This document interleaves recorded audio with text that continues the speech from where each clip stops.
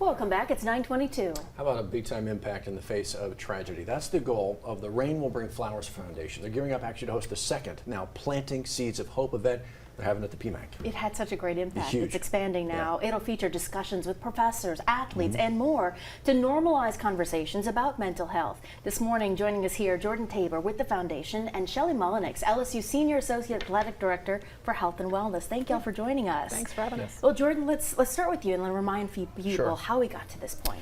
Yeah, Lisa and I lost our son Owen on April 29, 2023.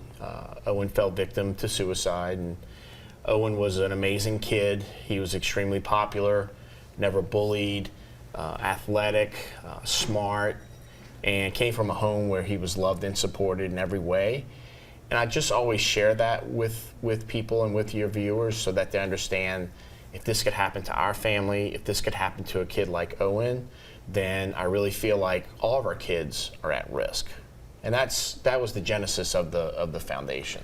Which makes, to your point, I mean, he was checking all the boxes for everything is okay or everything seems to be, which makes the conversations maybe we're not having even that much more important. Shelly, you've been involved with LSU for a few decades now and really focused on the well-being physically, Right. but it has really become a lot about the mental well-being. Yeah.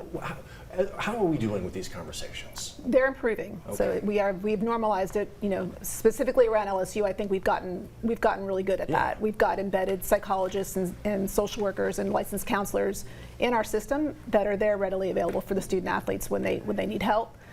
So having them present more often, I think, normalizes their presence and then allows people to understand that talking about mental health is a normal thing. We talk about our injuries, we need to talk about the other injuries. Yes. Exactly. And for one night, all of these resources will be in one room. Tell us more about Planting Seeds of Hope. Yeah, so we have, this evening starts at 5 o'clock, even though it says 6 o'clock for the actual presentation. 5 o'clock we'll have resources available. So there's about 30 different vendors that are going to be there, all different sorts. So including we added some dogs. So we're going to have some Bayou Buddies there. There we go. Always good. They'll be there. And so an hour of just kind of getting to know the people in the community that are doing the work.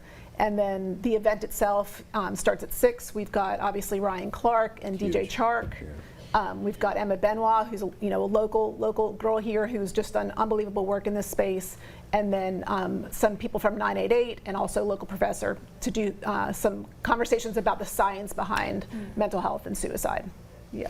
When the conversation began about how best to honor Owen, make sure that he is remembered, and then how to help others, did you ever think it would take you to this place? Well, I had a vision, and I can remember sitting down in Shelly's office the first time that we met, and I explained to her that I really wish that as a parent I would have had access to these type of resources, and I wish that Owen would have been exposed so that he just would have known that he wasn't alone, right? And that the way he was feeling, so many of others friends and peers were feeling the same way. And I actually sat down with Shelly and I said, my vision is to pack an arena to have a mental wellness event. And that's a hard thing to do. And I would just tell your listeners that if you're sitting there thinking that, hey, mental health, that doesn't apply to me, that doesn't apply to my family, I felt the same way. And it was all white noise, background noise for me. So don't walk in my shoes. Get your family out to this event, clear your schedule. You're going to learn a lot of skills, and you're going to be exposed to a normalized conversation. Man, you and your wife Lisa have been fervent advocates since Owen's passing about all of this here. One last question for you. Can families just show up, or do they have to register ahead of time? Just show up. Just show up, just be there. Easy. Okay, so when and where, do we have a website for more information we can get to? We do, rainwillbringflowers.org.